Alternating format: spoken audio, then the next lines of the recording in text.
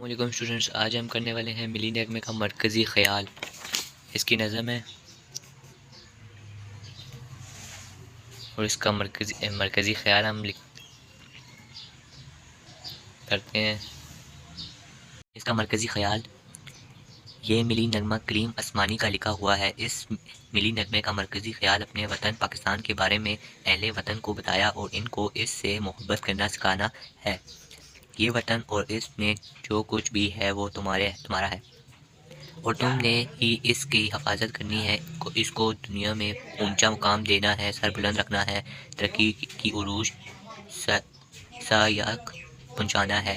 تمہارے بڑوں نے اس ملک کو بہت قربانیوں کے بعد بنایا تھا، اب اس قائم رکھنا ہے، اس کی حفاظت کرنا ہے، اہل وطن تمہاری ذمہ داری ہے۔ یہ تھا ملی نغمے کا مرکزی خیال۔